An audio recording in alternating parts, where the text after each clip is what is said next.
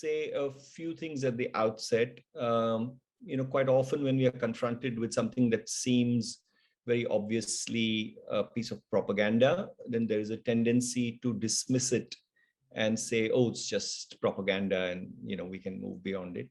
But I think that Kashmir Files does represent an extraordinary moment, and it's not often that we get an opportunity to see what wheels are moving underneath what we see, and this film gives us an opportunity to do that.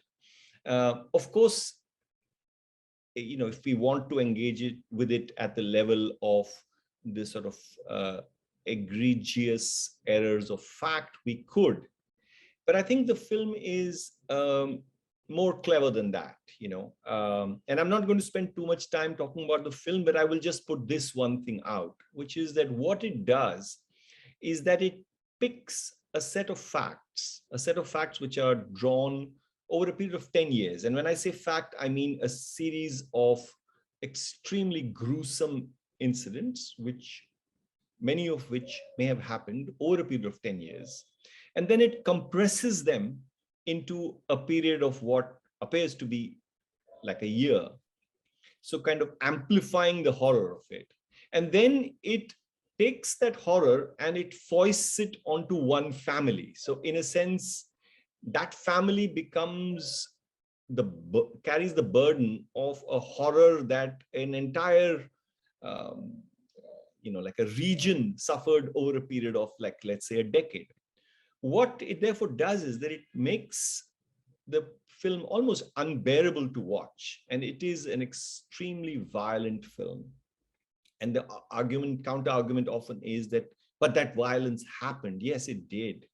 But it didn't happen in the way in which it's represented. So this is one kind of structural device that the film uses, which is to collapse the horror of a decade onto one family and 1 year of their lives in a way that it makes it impossible to dismiss or turn your eyes away from it.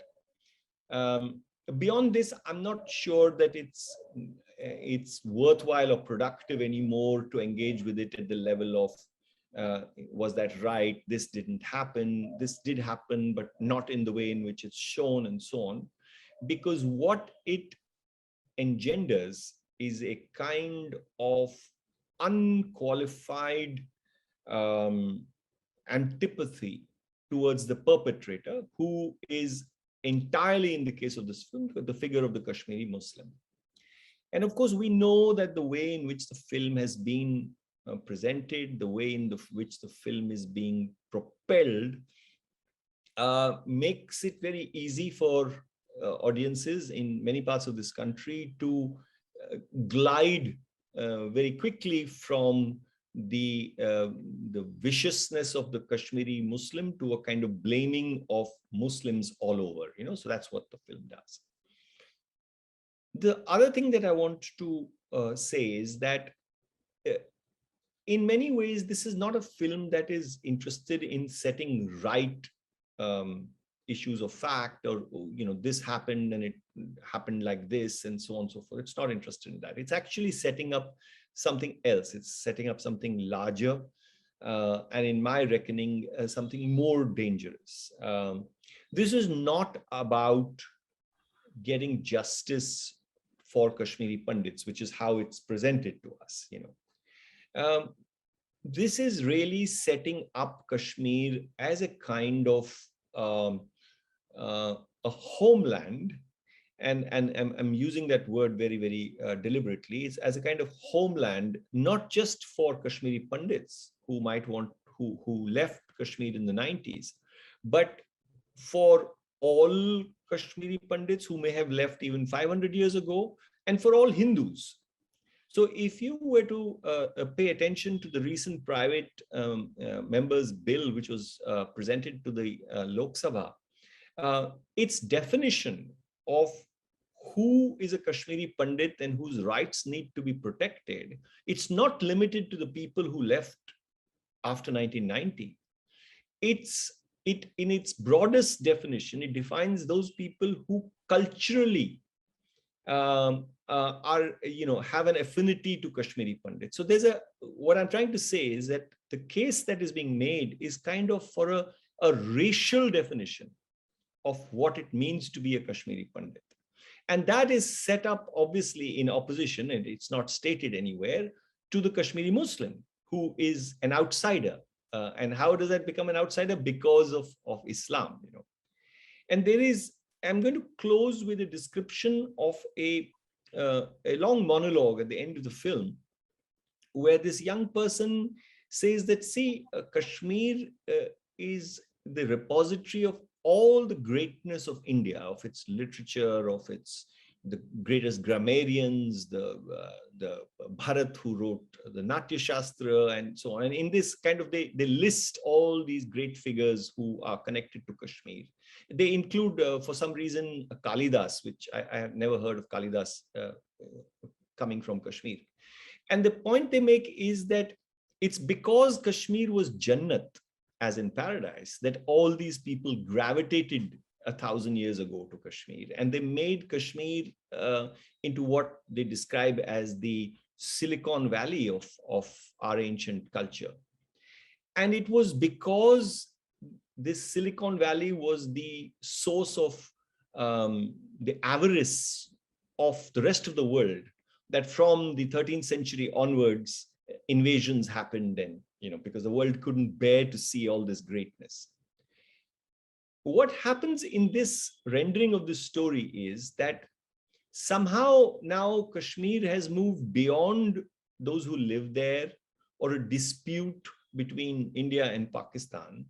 And Kashmir in this film has been given the place as the homeland of what they think of as Hindu civilization now, So where we used to sort of half in jest say that Kashmir is the new Ayodhya, in fact, it's something more than that now. It has been placed very centrally in the ideological universe of, and I'm not saying that this is coming out entirely out of this film, but what I'm saying is that the film certainly works very hard to create that space for it.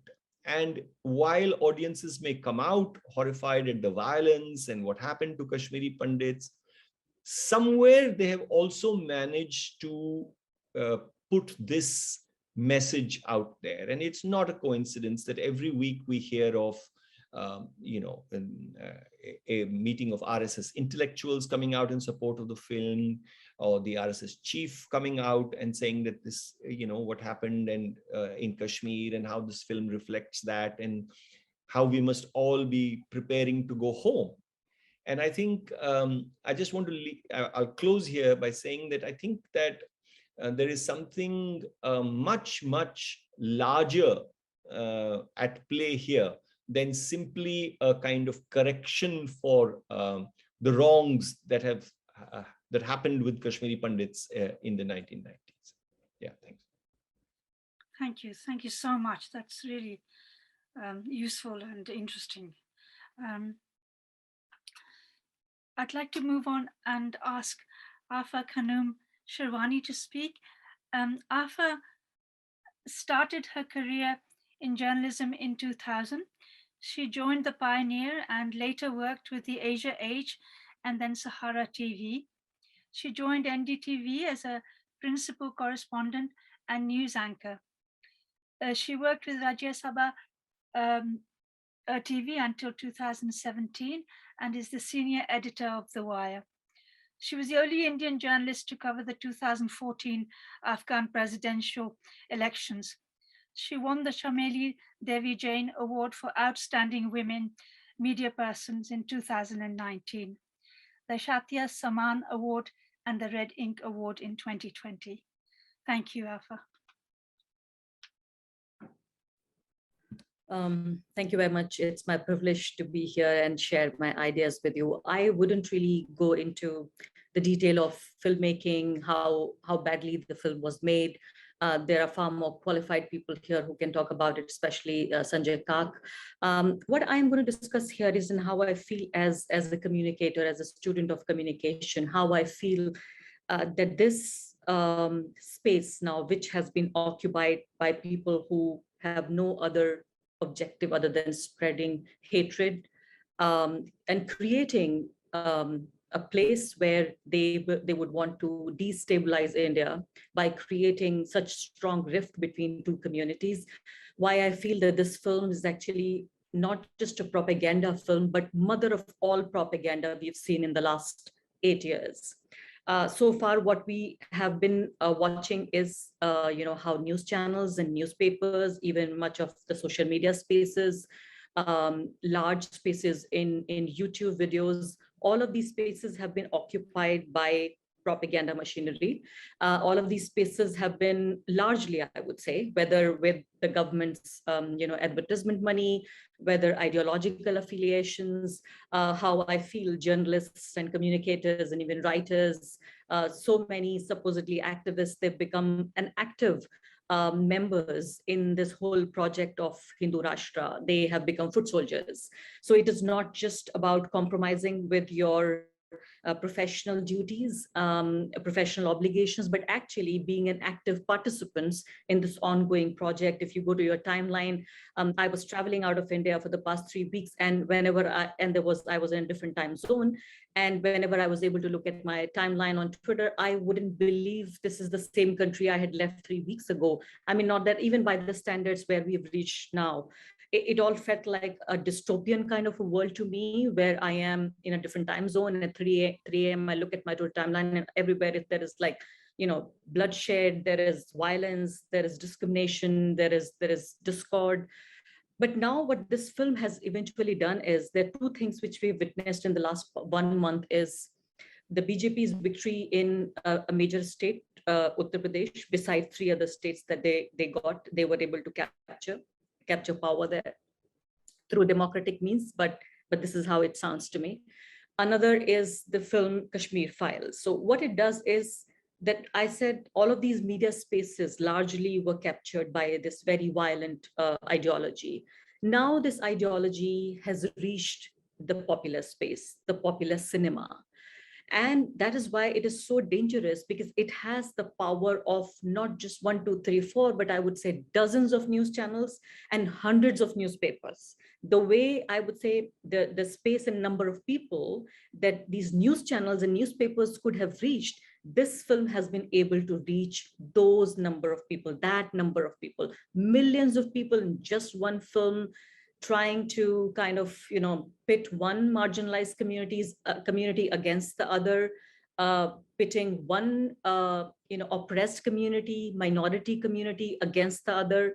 While what we had witnessed so far was there was a solidarity between two oppressed classes, oppressed groups, like it should be in cases of, let's say, if I give you an example of people who've been on the receiving end of this whole majoritarian agenda. So in Kashmir, the Kashmiri Pandits are supposed to be minorities. In rest of India, Muslims are the minorities. So if you ask me, as someone who also comes from a minority group, I would say I have natural affinity towards my Kashmiri Pandit brothers in Kashmir, because they live like a minority there. And I do very well understand what they feel like. I do very well understand what their issues are like. But, it is so dangerous to pit two oppressed groups, two marginalized communities, marginalized minorities against each other. And the way the film has been projected in front of us has opened new ways, and it has made another public space very, very unsafe for India's Muslim community. If you ask me, I have not watched the film so far. I have only watched it in bits and pieces, precisely for the reason that I do not feel safe enough to go to a cinema theater, to a cinema hall, and watch that film. I do not feel safe enough because I I'm a marked person. I every day in my shows, I put my face out there. And this is part of, by default, part of my profession, that people would know my face. And I don't feel safe enough to go to, a picture hall and watch this film. So if I do not feel safe, just think about the rest of the other people with unpopular, religious identities. Just think about visible Muslims who may like to watch this film, and who may be, wearing a skull cap, or maybe having beards, or women with hijab. So I even shudder to think that any of these people belonging to the Muslim community would even want to watch, because this whole, cinema space, which is supposed to be for entertainment, which is supposed to be I would say, apolitical space, at least not a space where you would expect violence or discrimination or any threat to your life. So they have made yet another space, very, very public space, unsafe for Muslims. Now, since this film has been such a major hit, I am only, my apprehension is that there are more and more people who are going to try this formula. Badly made film, poor direction, poor storytelling. As Sanjay Kak very rightly, put it, that, the Kashmiri Pandits, they have been wronged. But the way, you cannot say that the story which is being told is untrue, but the way it is being presented is not just untrue, factually incorrect, but very, very dangerous. So, the way this whole, and I feel the WhatsApp communication, which was fueling the minds and trying to, create this difference between communities. The WhatsApp space has now been translated into this big screen, silver screen now. So whatever your telephone, that private space of WhatsApp is now a public space, and that too a popular culture space, popular cinema space. So it is on such a wide stage, and the film, the way it is being so vehemently and so strongly being supported by everybody in power, including the Prime Minister of India. I don't remember the last time any Prime Minister endorsed a film and said that is Jamaat ko pasand nahi hai, to ye Jamaat apni film banaye. So I'm sure, this is part of the project, I feel, with the help of a film, that the ruling party trying to circulate, trying to propagate. So my fear is that what we saw as a result of what news channels show, what newspapers publish, what news magazines publish, the effect of that that type of coverage, the demonization of Muslims, this whole otherization of Muslims, the results of which we saw in our politics, in our social space. But the amount of hatred, amount of discrimination and discord between communities this film is already creating and going to create, I don't have a scale to even measure what this is going to do to us. And I fear that this is not going to stop at one film, one director, only once the Prime Minister and ministers and the whole state machinery standing behind this one film. So I feel that it, as a student of communication, it makes me very, very worried that they have been able to capture another space for space, that to a popular space, and they have been very successfully able to make this public space unsafe for Muslims and for anybody they claim as the enemies of the country, the enemies of Hindus, the enemies of India, whoever they like to, because the way they have projected the whole liberal community, secular community, supposedly leftists and communist people, everybody has been blamed very actively in this film for all the wrongs that were done to Kashmiri Pandits. So I think weaponizing the pain of a marginalized community. I've always felt the story of justice in India will never be complete until the day Kashmiri Pandits, they are able to go back to their home, which is their homeland, and they should be free, and they should be free to go there. They should have nationwide support to go back to their homeland. Something that was done wrong in the history should be done right. in our present, but this is not the way they have projected. And I feel, and my fear is, they have also made Kashmiri Pandits, and I heard it from one of these KP person who said that they have made even Kashmiri Pandits who are living in Kashmir unsafe for their physical safety and security. They have made them even unsafe by living there. So that's all I had to say. Thank you. Thank you so much.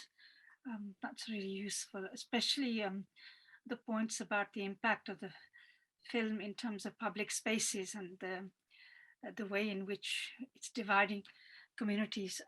I think, yeah, it's shocking. Next, we're going to have Kawalpreet Kaur. Kawalpreet Kaur is currently working as a lawyer with Human Rights Law Network in Delhi. She's been at the forefront of the students' movement in India and is associated with the All India Students Association. Thanks, Kawalpreet. Thank you so much for inviting me here. And I would start by saying my first comment is, and I say it with full responsibility, that Kashmir Files is a genocidal movie. Now, why I say this is because of the following reasons that I'm going to show. Number one, because this movie uses the language of democratic movements in this country, of anyone who is fighting for this country, be it the students of the country, be it the minorities, the Dalits, to generate a consensus that these are the anti-India forces. And this movie is generating this consensus with such intensity that it is not only just demonizing them, demonizing the struggles, but is actually creating a genocidal impulse inside anybody who is watching this movie. And therefore, I say in the beginning that it's actually a genocidal movie. And this is made so that anybody who watches this movie feels this impulse inside them. And as this was also mentioned by Arfa, that this movie is creating this is a dangerous movie, and it is creating a very dangerous space for the minorities. And I'll come to it. And I believe this movie is actually using the deaths of a group who are minorities, the Kashmiri Pandits, and who are minorities at a specific location to mobilize an understanding in the majority community, in the majority Hindus of this country who are elsewhere, and is actually creating this identity among the majority community that they are the threatened identity.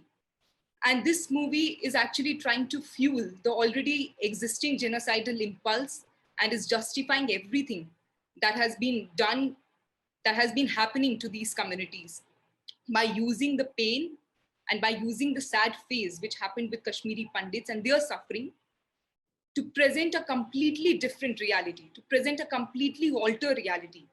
And therefore, I say this movie has effectively shown reality as a propaganda, because last night I saw the movie, and propaganda as a reality. Not only this movie is homogenizing Muslims in this country as terrorist supporters, as jihadis, who want to turn India into a complete Islamic nation. And the movie has these references, and I don't want to go into that. It pushes some dialogues like how population of Kashmiri Pandits have come down from 100 to just 2%. They have no factual basis, and turns a Kashmir, a political dispute, so to say, into a religious dispute. And now I want to focus on and bring attention to something which is very important. And I believe that is why I'm today in this panel. The part of the movie which shows JNU, the part of the movie which shows red flags, which brings in All India Student Association and their flags. And let me say this, these flags and these pictures of Lenin and Marx, they are not just some video clippings that they have borrowed from JNU or from some other place, but they have been specifically, these are the symbols which have been specifically placed in the movie. And this movie shows the students as demagogues who are anything but curious young minds. The students are shown as brainwashed supporters of terrorism. And by this means, the movie is completely demonizing the entire student movement in India and reduces the entire movement of the students to sheer optics of songs of fairs and Azadi. And we might think that it is some Vivek Agnihotri's obsession with students, his hatred for students who are protesting. But I believe this is not Vivek Agnihotri. This is not about him. Rather, this is the government's propaganda against the students, as it was the students of this country who have been protesting against the government, who are actually on the forefronts, who have been protesting against the government's majoritarian agenda, against the agenda of Hindu Rashtra. And it is these students who have been the voice of opposition, who have been, and I will go on to this extent to say that they have been the sole opposition. In the beginning of when the government came to power, it was only the students who were on the roads, fighting different battles, be it for a just India, be it against Citizenship Amendment Act, be it against the neoliberal educational policies. So therefore, it is very important for them to present and vilify students in the eyes of the general public. And not only, they have tried it through different means. They have tried it by planting false cases, imposing false cases on the students, putting sedition cases on them, jailing the students, or trying to create this whole narrative in the popular media, in the mainstream media, that these are the supporters of terrorism. But now, by showing this in the movie, by planting these symbols in the movie, they have used the cinema, they are using the cinema so that this mass propaganda against the students,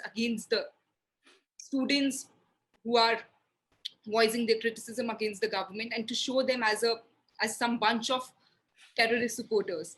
And I believe this movie is a clear vilification of popular slogans that are associated with our protests, be it the song of Bol Ki Lab Azad Hai Tere, be it Hum Dekhenge, be it any nazam, Faiz Ahmad Faiz, every struggle against oppression, any discussion, even any discussion on privilege, every effort for a casteless society, for a just world, has been shown as propaganda. And this movie must be, and I believe this movie must be taken very, very seriously, and should not be dismissed as somebody who is just very bad cinema maker who is coming and making a movie. But rather it should be taken very seriously, as in the eyes of the public, it is showing our resistance as propaganda. It is showing our resistance as a joke. And it is also presenting students as Tukre Tukre gang. It is showing our politics, which in reality, why we do politics, why we are in student politics, because we try to challenge the dominant narratives of the state. We try to ask questions. That is what students are supposed to do. And it reduces everything to propaganda. It stereotypes the students.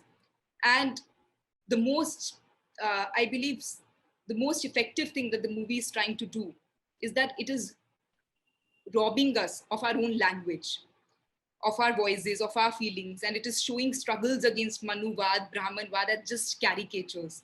Students associated with left movements are shown as nothing but brainless tabs. So it is basically reducing everything that we do seriously as a joke in the eyes of the general public.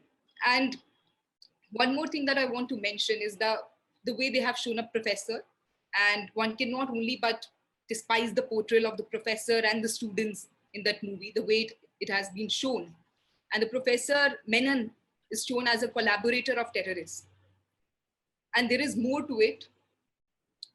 By using Kashmiri Pandits, its exodus, BJP is trying to create a parallel reality.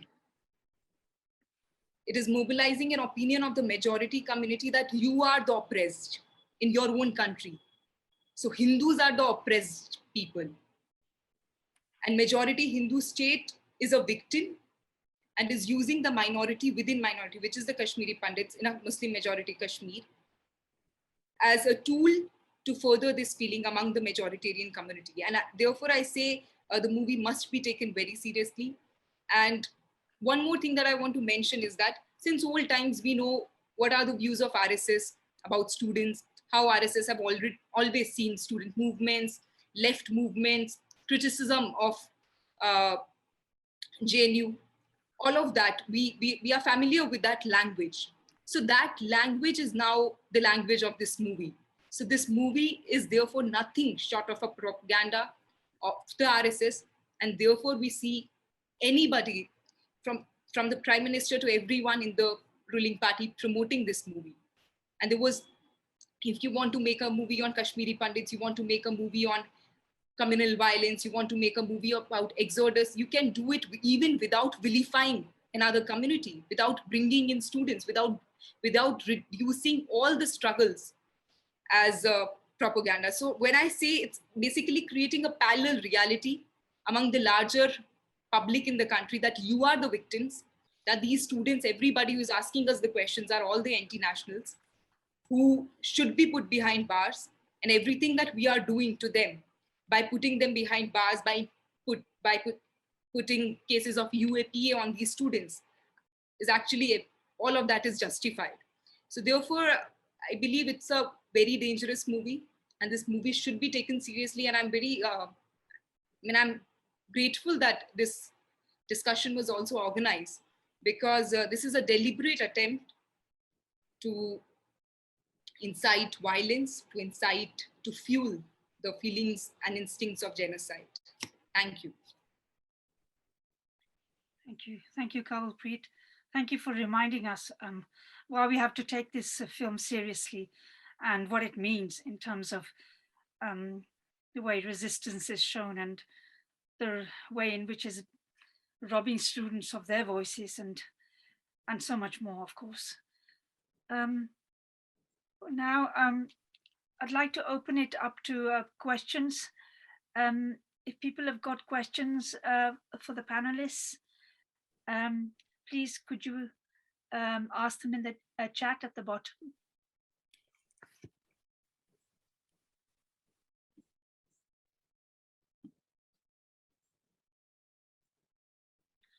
So if we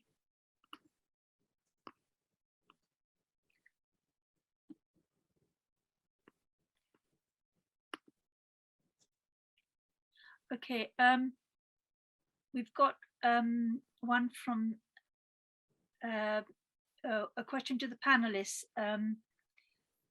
Is the time not right for secular Hindus to stand up openly to counter the ongoing wave of hate and intolerance against Muslims and other minorities? So anyone want to answer the question? If you ask me, I mean, I feel, you know, the majoritarianism, this wave of hatred, Muslims cannot fight. Minorities should not be expected to fight majoritarianism. I think it is solely the responsibility of the majority community, because it is being done in their name. It is being done in the name of their religion. It is being done to create a whole new identity, a whole new country for them.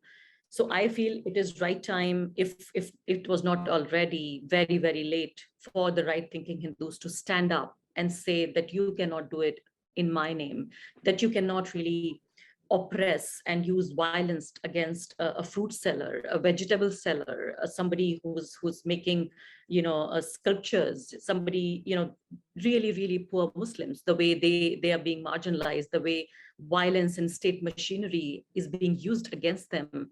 I don't know, if not now, then when? Muslim women are being threatened with violence, with rape, with abduction, you know, the whole the whole imagery of Muslim men, how it is being created of this aggressor, of this invader, of someone who is actively involved in taking away Hindu women from Hindu families. This whole demonization project and this whole genocidal project, all of this is being done to in the name of Hindus. So I think if not now, then when? The only question is that will we show the signs of Hindus standing up against it on social media? Will we see it on the streets? Will we see it as when they make a political or electoral choice? Sadly, just a month ago, exactly a month ago from now, we saw in 4 out of 5 states that the Hindus of India, the choices that they made, the single choice they made, they have given the mandate, a stronger mandate to this political party. And they feel particularly validated because all of the anti-constitution, anti-democracy, and anti-Muslim agenda and propaganda has succeeded. It has gotten them back to power. So while I hope the right-thinking Hindus will stand up and reclaim the country from this very select group of people, which are the new owners of this country, I do not see very positive signs in that direction. Anyone else?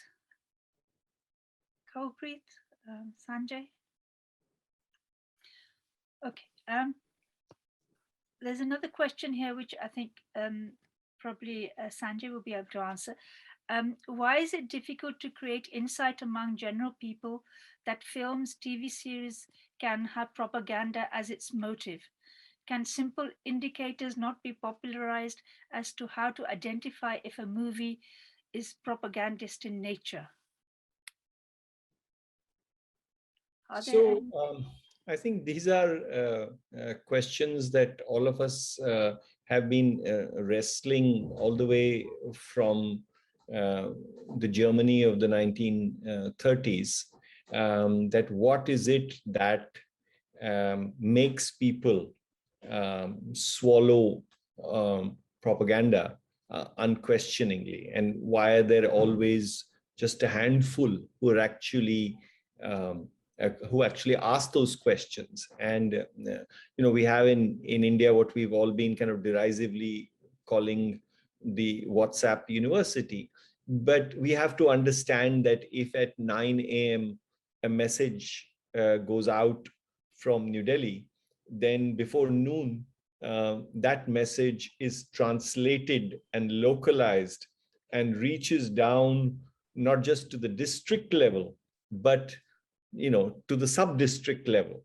So it's actually a spectacular apparatus by which propaganda is consistently, day after day, hour after hour, generated and travels. So some of us who have access to social media, who watch television, we think that there is so much available, and how can people know all of this and still be as shallow and narrow-minded as they are? But the fact is that most people don't have access to all that information. They, the mobile phone, which was pushed because of cheap data rates into smaller and smaller kind of down the hierarchy in India, now makes people recipients, not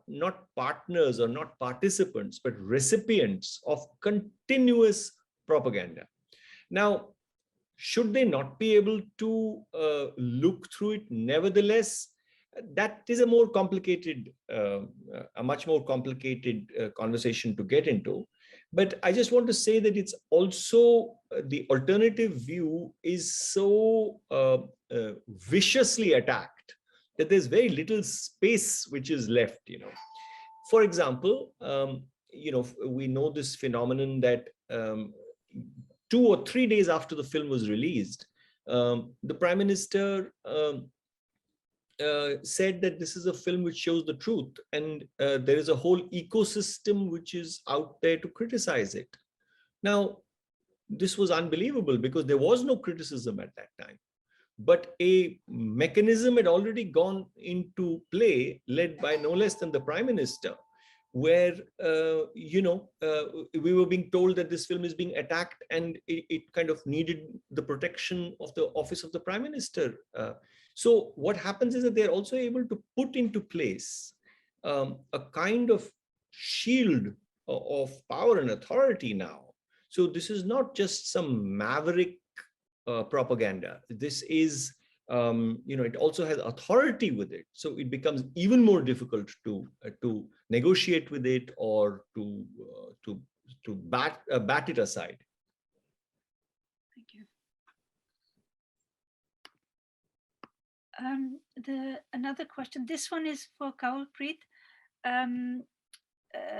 The question asks, what can British Indian students do from here to bring about change, draw awareness to this genocidal program? What is the most effective way to make change from here? I feel helpless from here, and my friends back home are not really are not really politically active. Yeah, I think this is the question that is asked most of the times, that what can we do? Uh, and I believe the only answer to it is that you keep talking about it. That is very important. And you create that noise, because Indian government, the ruling party, they don't take our criticism so seriously, if I have to say, because they have branded us in the eyes of the general public, and we are trying to break that narrative, break those prejudices that are associated with us and our criticism. But they do take criticism when it comes from the international platform, and that we have seen during the farmers' protests. And I think that is one example, when the international criticism started coming in, that why have you blocked the internet at the protest sites? And at that time, when people were protesting outside the embassies, the government, even though that was also pretentious, but the government had to slightly relent.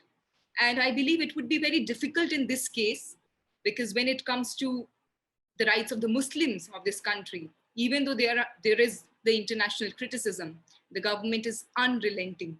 Therefore, you will have to double that noise, so that it reaches the Indian government, and protest outside the embassies, because I believe it has to go on. The international community, the student community also has to play a role.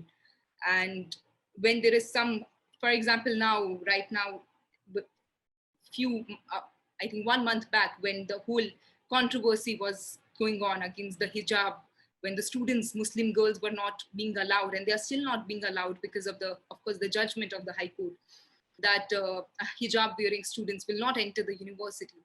At that time, it's also important that the international community or the students stand in solidarity, and say that this is a constitutional right, and this is a right of every woman, every student in this country. So I believe you will have to double the noise and create pressure. You can have online signatures and all those campaigns.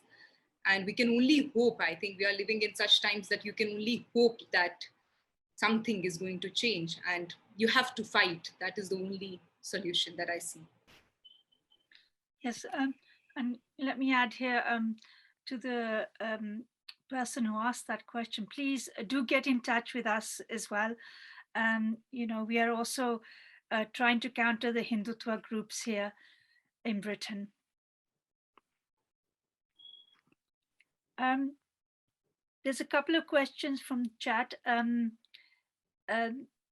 Somebody's asked, I have a couple of questions. Do they think there's a long-term planned effort at play to restructure Kashmir in a way that removes its Muslim population and heritage?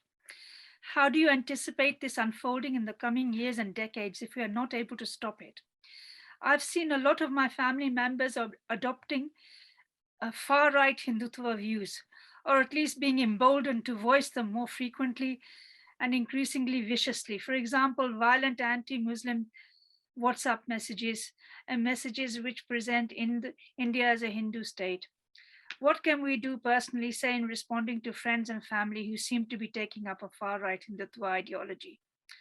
And what can we do collectively to dismantle the politics that fuels movies like the Kashmir Files? I think they're very important questions. Yeah, sorry, Sanjay, you're on mute. No, I'm just going to respond to the very first part of this question.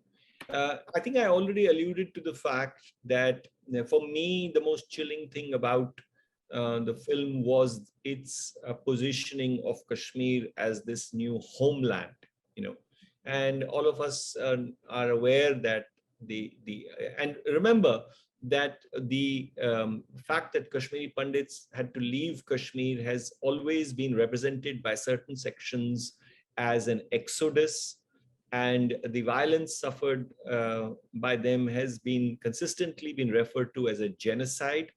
So when you add to the words exodus and genocide, when you add the idea of a homeland, then I think you begin to understand what the imagination is, and what it's the idea that in the reclamation of the homeland, you can displace large sections of the population, and it's which is what we have been seeing afoot in Palestine for almost as long as the situation in Kashmir has been how it has been.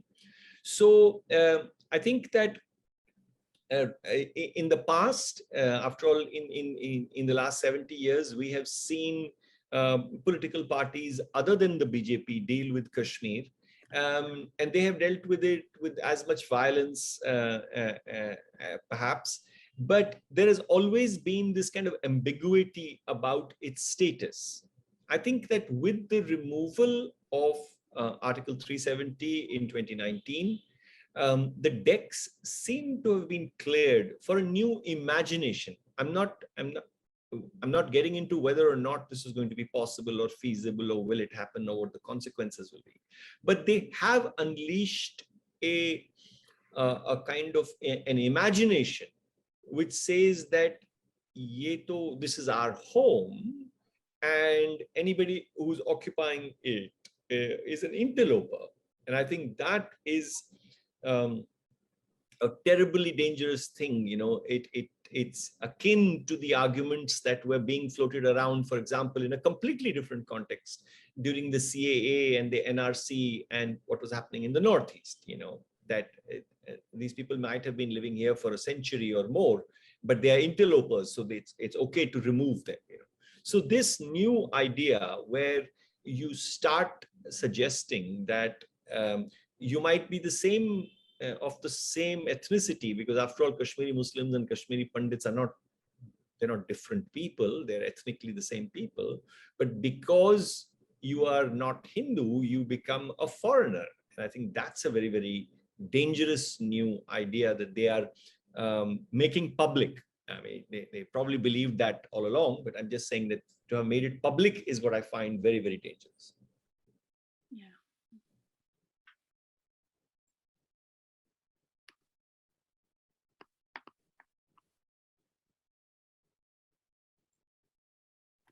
Okay.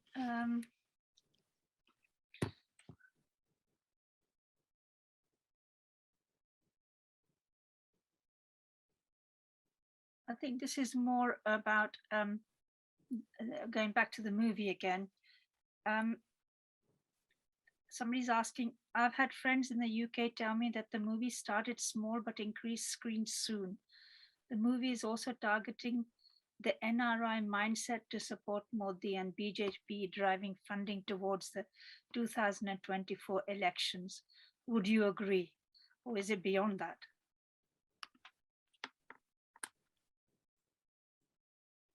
Anybody? I mean, I just want to clarify that the movie did not start small. It was released in 4,000 screens, which is not at all small. So I don't think that, I think that its release and the fact that both the Prime Minister's sort of stamp of approval, as well as the fact that very quickly groups of flag-waving people appeared in all kinds of in theaters, and it was too quick. I mean, to imagine that this was some kind of a small film which kind of just grew because of its appeal. No, it has an appeal. It has a very dangerous appeal, but in order for it to reach the kind of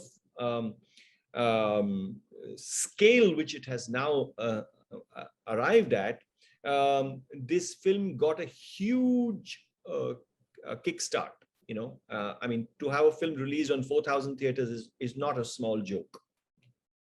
Yeah, I just wanted to respond. And also to add to that, just to give you an example of the enormity of how many people this film has reached.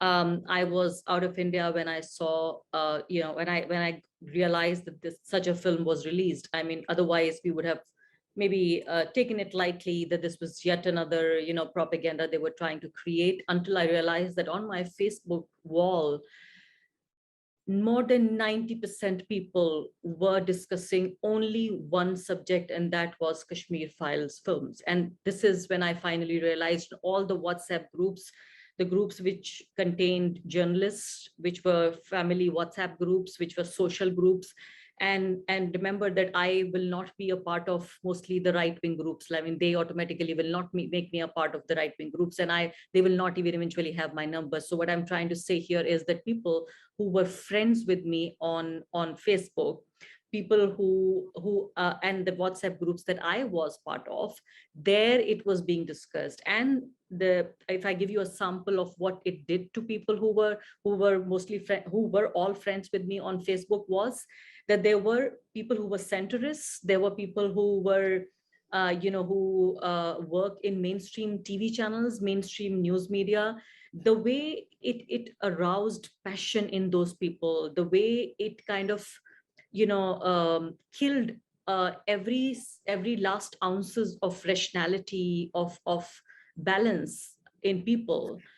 It was stunning. It was beyond me. I mean, I always try to understand why people behave a certain way, how communication, means of communication, they impact people's psychology, people's behavior. And this is a case study which I don't think I've been able to study in depth to an extent where I can really tell you how a popular film can actually impact, popular film laden with myths or with incorrect facts, with a very dangerous objective, supported by and endorsed by the state and its and all in all its power and machinery.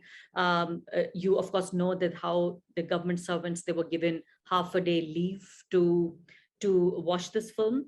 And how chief ministers and ministers, all of them, they went to watch the film. In fact, it went to an extent where they started doing free screening of the film, public screening of the film.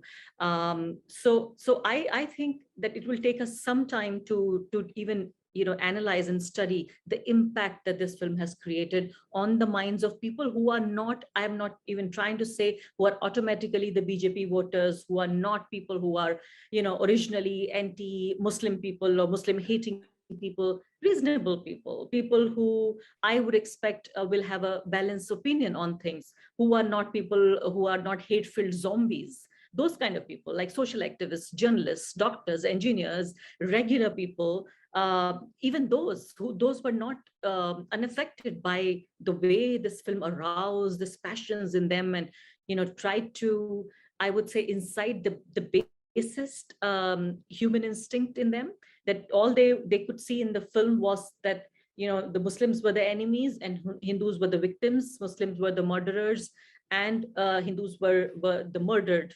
So this is the kind of binary this film created, which I saw on my timeline. I just wanted to ask a question, actually, in terms of resistance. I mean, I know I heard somewhere, I think it was in Canada, in fact, where the film was being shown, and there was some a protest outside the particular cinema. And I know here in Britain, it's being shown in particular cinemas, and we could float the idea of having some kind of sticker campaign or some kind of protest outside those cinemas. I wondered, other than I know that there's been a lot of written about about the film in terms of how dangerous it is. Has there been any physical presence in the outside the theaters to express opposition to what it's promoting, and how it's destroying India's reputation of being a secular country and a democracy? Nothing. Not that I know of. The Prime Minister said that if you have a problem with the film, you make another film. The Jamaat, which has a problem, I want to ask the Prime Minister: is he going to endorse the film which will be made in response to Kashmir Files? Will the state machinery come in support of that film that is made as a response? The another Jamaat which is making. So this is another question. And also to your viewers right now who are watching this program, this seminar, I was doing some research, and of course, Kawalpreet has she's articulated it very well, but I was just trying to look at it, that how Nazi Germany, they used films and documentaries to fuel people's mind, to poison their minds. So I was looking at this documentary, which is called Triumph of the Will. It was released in 1935. It was on the Nazi Party, and it was attended by 700,000 supporters in Nuremberg. And it is said to be one of the greatest documentaries ever made. So this film was badly made, and this documentary was very nicely made, one of the greatest documentaries ever made. It is a masterclass, not just in cinema, but also in propaganda. And the way it shows the whole, the Nazi government and its achievements. Adolf Hitler, he commissioned the film and was the executive producer. So I think we are just a few inches, we have stopped short, or maybe this is not going to end like this. This is only started. So my only fear is the success that this film has achieved. This is going to create more people, and the silence of our film industry, silence of people who should have the social responsibility of coming out saying that you cannot use this sacred space, which has always been used to bring people together, and that is why whatever is happening on the streets of India right now, this wave of hatred, but in cinema, what you see is usually, I would say, is that India that we have already lost. So somehow, whenever when you go to the screen, when you try to watch something, it would be for entertainment, it would be for some kind of a relief from this whole political violent atmosphere. But now even this screen, this space has also been poisoned to an extent where there's no relief. There's no relief on the street, in the streets. There's no relief on social media. There is no relief even on in our cinema and film theaters. Can I just come in? I just want to add one point. Yeah, this one point on if we can counter this movie. I mean, as you mentioned that it is being played in the halls, and could people just go outside the cinema halls and protest? So I believe what we can actually do is that we have a discussion on these movies. That because when I watched the movie, I was actually, because I had seen clips on the YouTube and all of that, and I've seen the reviews, and I felt that I wouldn't be able to see the movie. I wouldn't be able to watch the movie because it would be so disgusting. And it was I felt disgusted about the movie. But when I was watching the movie, I also realized that if it was not because of this discussion, I would not have seen that movie. And I would have ignored that movie, which I said today that it's a very, very important movie, which has to be taken seriously. So I believe now that it's important to have discussion. If there are people who are watching the movie, because we cannot stop the access of the people. They will go to the hall, they will watch the movie. There might be some day that it would be available freely on YouTube. Anybody can go there and watch the movie. So if we have a discussion, if we have a platform where we can also put another perspective, we can say that, okay, if they are showing this is also, there are also different facts to it. And the students are not like that, the way they have been presented in the movie, that everybody is just, nodding their head to something which is being said. So I believe discussion could be an important point.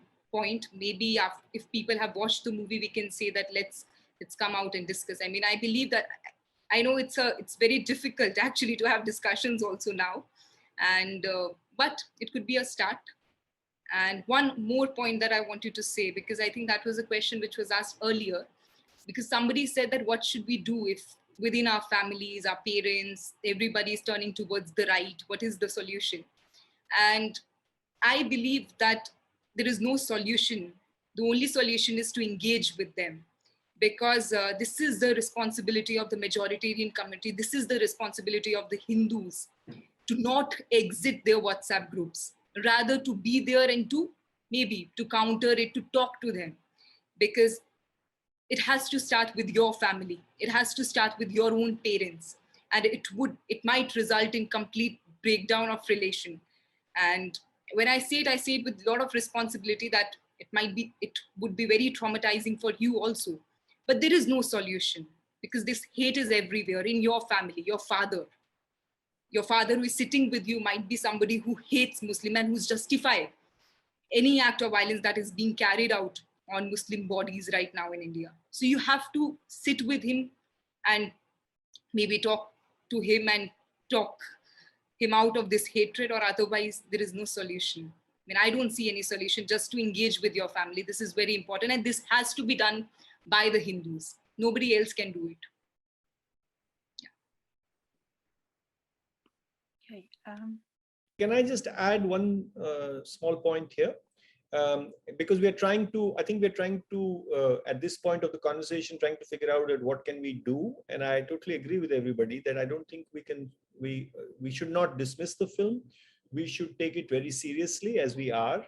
And the conversation around it should be used to clarify what we believe to be the truth.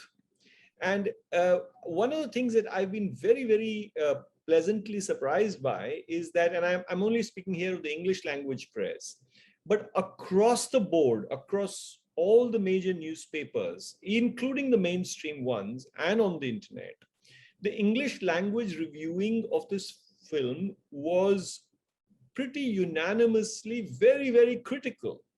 And it was not just critical because it dismissed it as being propagandist, but it was actually taking them on facts. And as a Kashmiri, I have to say that I was extremely elated that none of the journalists writing were Kashmiri.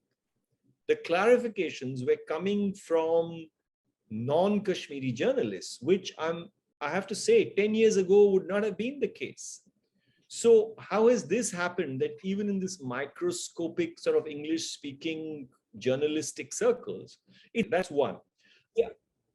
The other thing that I wanted to say is that for some reason best known to myself, I was looking at the box office takings of this film. And, you know, predictably, this film is made most of its money in the Hindi belt and in Maharashtra. So as we know, some of these things, you know, those of us who live in Delhi, and I can see that on this panel, Kawalpreet and Arfa and I, all three happen to live in Delhi. Sometimes we get very oppressed by what we see because of our proximity to UP, because of our presence in Delhi. But there are large parts of this country where the conversation is not happening in the same way. So what they have managed to do with this film is totally capture the imagination of the Hindi belt, and they have managed to silence Bollywood. You know, Arfa has been speaking often about a kind of longing for the old Bombay cinema where we would go to be healed in some senses, or just to let our hair down. But you can see how the biggest names in Bollywood are so afraid to offer an opinion of the film that all they're saying is, we haven't seen the film, but if it's so successful, then it must mean something. You know, it's a kind of terror, because I think the director of the film was recently asked about criticism about his film, and he said that anybody who criticizes this film is a terrorist. So he was asked that, do you have any message for those who criticize you? He says, no, how can you have a conversation with terrorists? You know, this is the director of a film which is winning all the way. This is not a loser. So I think that an attempt, and I draw attention to this, an attempt will be made for us to feel that this is a sort of there's something sacred about this film. But there are large parts of this country where the sacredness of the film has already not been taken very seriously. And it is our job to carry on this conversation in whatever language that we read and write in, to carry on questioning it on questions of fact. You know, we cannot allow something called the truth to be manufactured from the half lies and halfly sort of poorly digested facts to construct something else. Thanks. There's a question here from Ajita Sen. Asks, can simple indicators not be popularized as to how to identify if a movie series is propagandist in nature? I think it's similar to what we've asked before.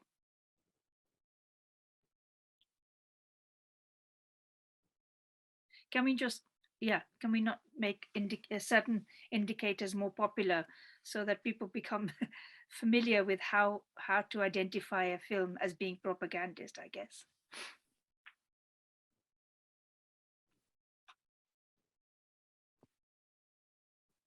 No, I think the first indicator is the state endorsing the film with all its power.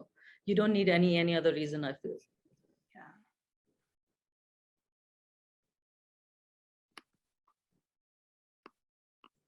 Okay.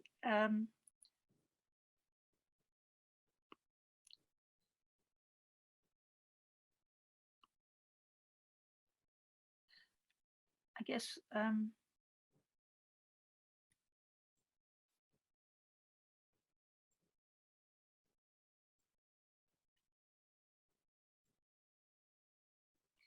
we could ask this question, but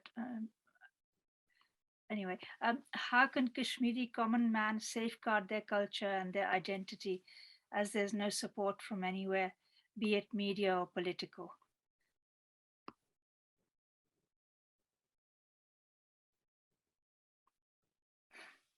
I guess my response to that would be is that I think that this film is probably the least of the troubles of the Kashmiris who live in Kashmir. And here I'm talking about the majority Muslim population, but I also am speaking about the 4,000 or so Kashmiri Pandits who continue to live in Kashmir and have continued to live there for the last 30 years.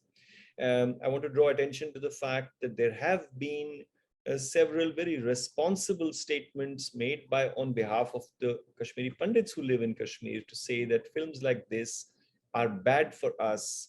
It further vitiates the atmosphere in Kashmir, and this is not helpful at all. Even people in the camps in Jammu, Kashmiri Pandits who are now in the resettlement colonies in Jammu, they have also made these statements. So I think that for the Kashmiri Pandit minority in Kashmir, I mean, this film does nothing to help them. For the majority Muslim population of Kashmir, I think that the conditions are so unspeakable, have become so unspeakable, especially since August 2019. The repressiveness on the media, we all know it's been widely reported and spoken of.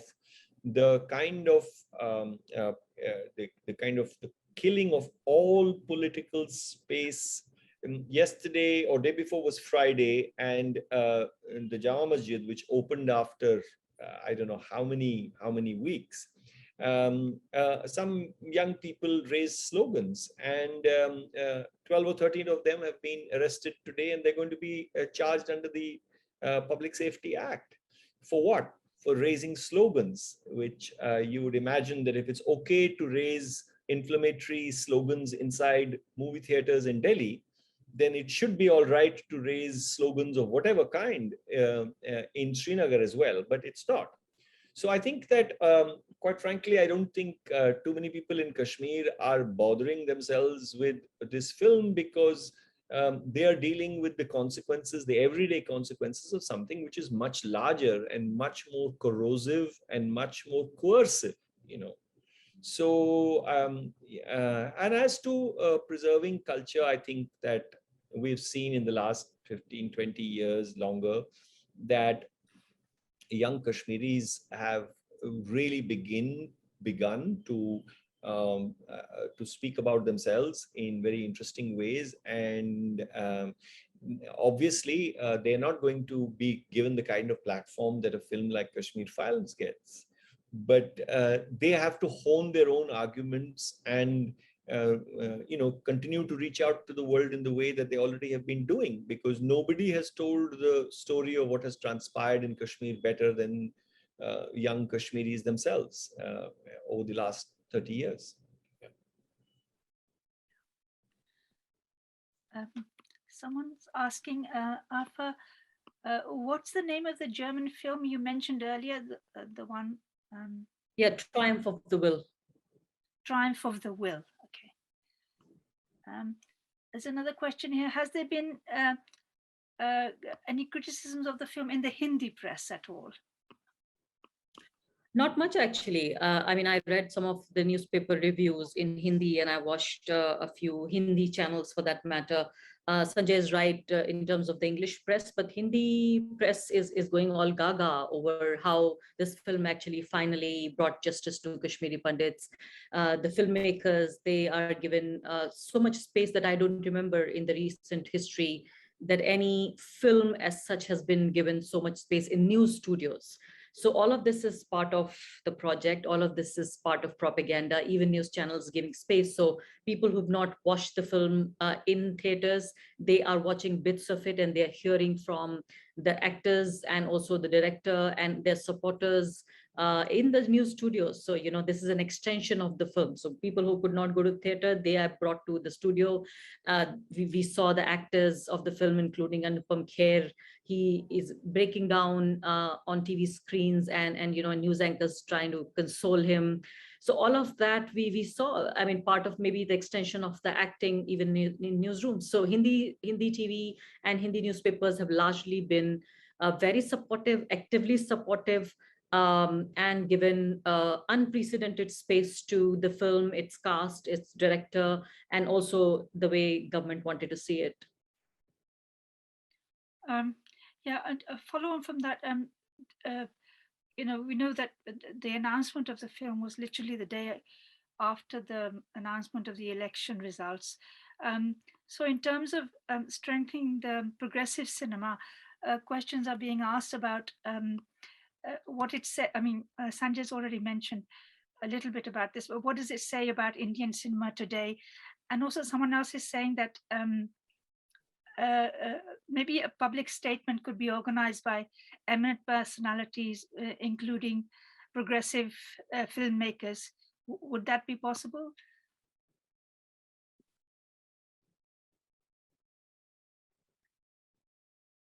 Maybe Sanjay, you should be answering. No, I was going to say that I think, I mean, not because eminent filmmakers are being asked to do it, and I know certainly the ones who are involved in the commercial film industry will not, and we know exactly why. I personally am not a big fan of the eminent person route to arousing public opinion. I believe that the same eminent people write letters about everything, and it's very thoughtful and sweet of them to do it. And I mean, I'm not an eminent person, but I've signed many of those letters. But I don't know how useful they are. I really feel there's nothing better than putting out a good argument, which is not lazy, which is based on work. And I know this might seem like something hopelessly optimistic to be doing, but I believe that there is no substitute for the hard work. There's no substitute for telling people what is wrong with this film and not just dismissing it and calling it propagandist. That's not enough.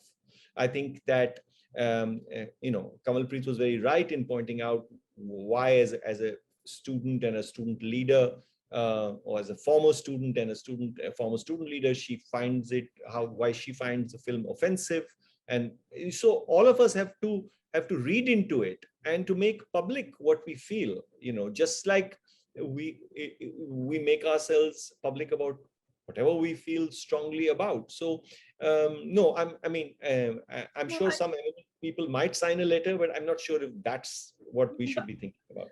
I don't think that it was necessarily eminent in the sense of being appealing to any popular person. It was more a strategy of getting the message and the points across, which no doubt would be written with a lot of thought and care, and then getting and reaching an audience which is much wider than the audience that we would normally reach. So I think in that sense, can I make one clarification, Sarabjit? You see, as a filmmaker, I would never make a case for stopping a film.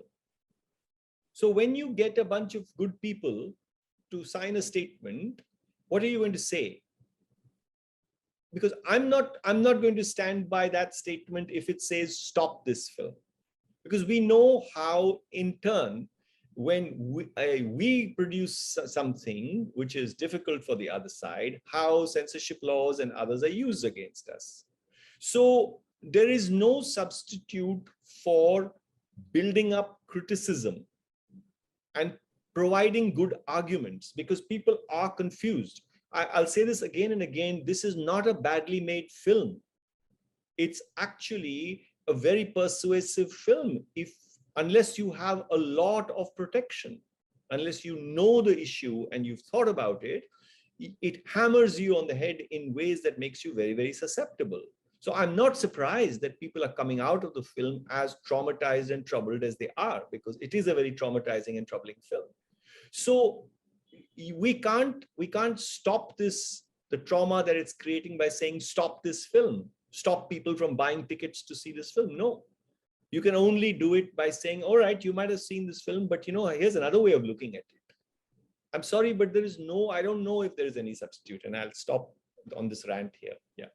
I think I was only referring to a question being, a suggestion being made by somebody in the chat. Separate from my earlier point, this was a question raised by somebody in chat, stating that a public statement could be made, but they were not proposing stopping the film. No. Anyway, anything else here? Where are we?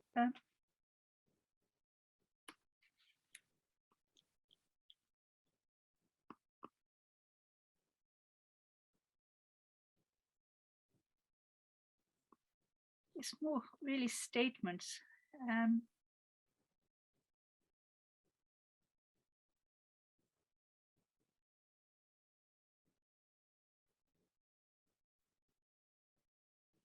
Okay, I guess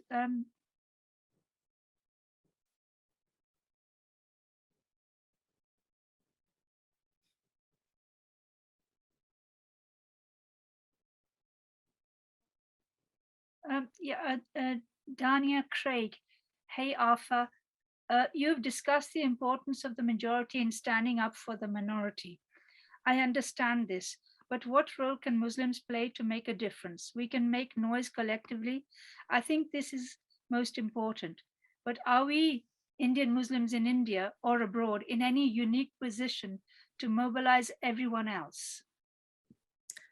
Well, the answer to that question is very simple. This is what Indian Muslims did. They led the first protest movement in the recent independent history of India, independent India, called the NTCA and RC movement. They put everything they had in line to protest against this very communal anti-constitution law. So I think this is, even as someone who's been covering Indian minorities for the last 20 years, I had never imagined Muslim women will come in that number.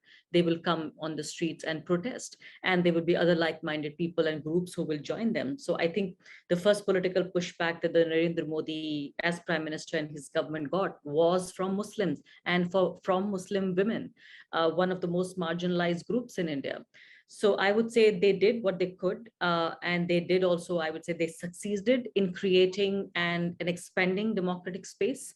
Other people who believe in India's democracy and still believe in India's democratic future are very welcome to join the struggle, to join the fight and make it bigger, wider, bigger in scope. I'm always for bigger solidarities, not just amongst the religious groups, but even with social and economic groups like the farmers and laborers and Dalits and Adivasis and Muslims and Christians and everybody else who feel for the cause to come together and build a resistance against what we are witnessing right now in the streets of India, which is very, very worrying. I don't think, I mean, I have seen as a child, even 1992, and from a distance, Gujarat riots also in 2002. But I don't think we've seen worse times than what we are witnessing in 2022. So this is completely unprecedented. I mean, if you don't look at the news cycle for 4 hours, you feel you've fallen behind by 10 days. You don't know what's happening in India anymore, because there's so many instances of violence and police atrocities and state machinery being used against Muslims. So it's never Hindus versus Muslims. It's always, I see, Muslims versus the state machinery, how police and investigating agencies and everybody is being used against them. It's never one group against the other. Yeah, no, we're coming almost to the end, but before the final concluding remarks from everybody, I'd just like to ask one question. Do you feel there's a specific agenda of the state in projecting the film? I mean, do you see any particular measures coming out from the state after this? I mean, beyond the film now? I mean, beyond increasing hate, that is. Is there something more on that you can see? I mean, so far, while I was covering UP elections, I thought the whole hate project was reaching a saturation level, because I mean, I saw people speaking about the economic financial struggles that they had, also the COVID impact that we saw. All of that was translating into maybe a section of electorate which was aware of what is facing them and what will happen if they re-elect the same government. Are they agreeing to kind of facing the same fate or the same kind of a future for them, which is not a hopeful, optimistic, inspirational. So I was thinking it would be an inspirational vote for inspiration, for aspiration, excuse me. So it was not an aspiration vote. It was again the vote for hatred and propaganda. So I feel the way we see this new wave of violence is again an indication that they feel validated, they feel vindicated, they feel this is eventually is going to be something that's going to keep us in power. As the famous one of the two people in the government have said, we are going to be here for 50 years. So this is exactly, they feel they've cracked the code, and this is what is going to just kind of make them be there for another whatever, I mean, whichever number of years they feel they will be there. So I think they are just going to use, so I was thinking about this saturation just when I was covering UP elections, because, when you collect notes from the field, it's very different from when you're writing analysis sitting in your newsroom.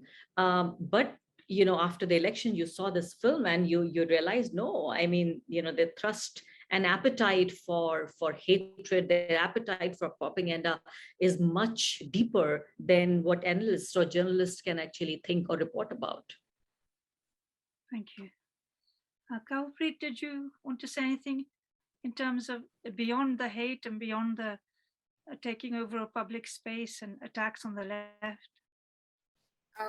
In terms of its impact? I would just end by saying that it's actually creating predatory identities. And I mentioned it earlier also, that it's the majoritarian community which is made to feel that they are the threatened people within their country. And therefore, it is very dangerous, and it is important that we talk about it and we present our own side of the story. Thank you. So we could just have a concluding remarks from all the panelists before we finish. Do you want to start, Sanjay? Yeah, no, I think all of us are in different ways tried to suggest.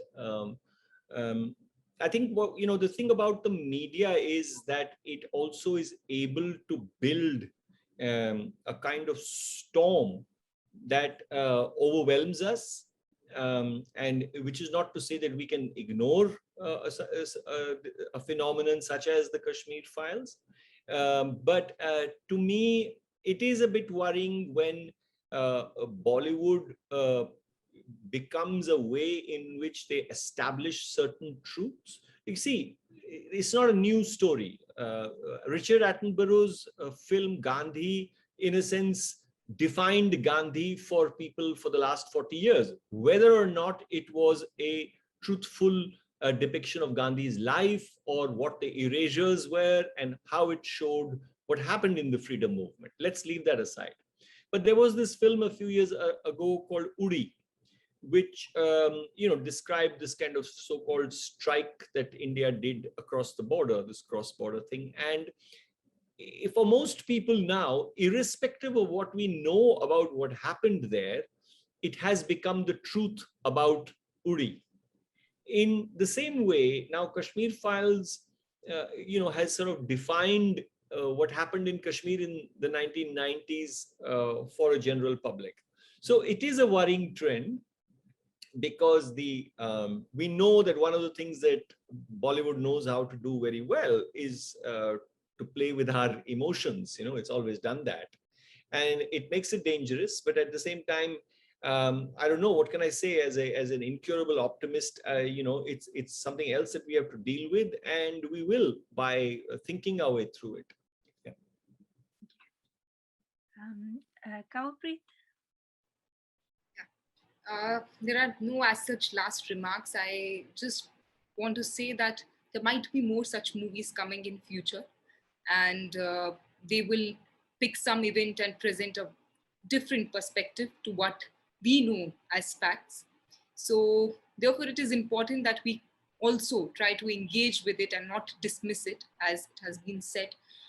And it is important to have discussion. And I would just say, and I would end it by saying that we will at least try to have some discussions on this movie in Delhi, in some universities, because we were also guilty of dismissing it in the beginning.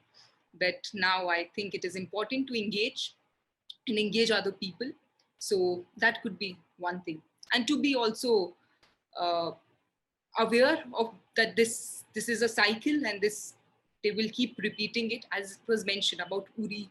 And these movies are coming like every day, every another month, they pick up some story and they make a movie. So I think it's important that we keep having these discussions and keep presenting our side of this. It would be wrong to say that our side of the story, but rather to say the facts that we know as historical, admissible facts. Yeah, thank you. Thanks.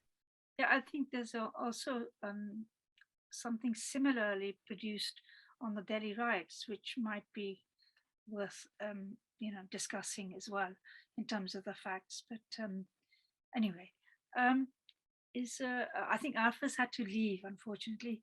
But let me thank everybody, all the panelists. Thanks so much, and everyone who's joined the webinar. I'm going to close it here. Thank you so much. Thanks a lot.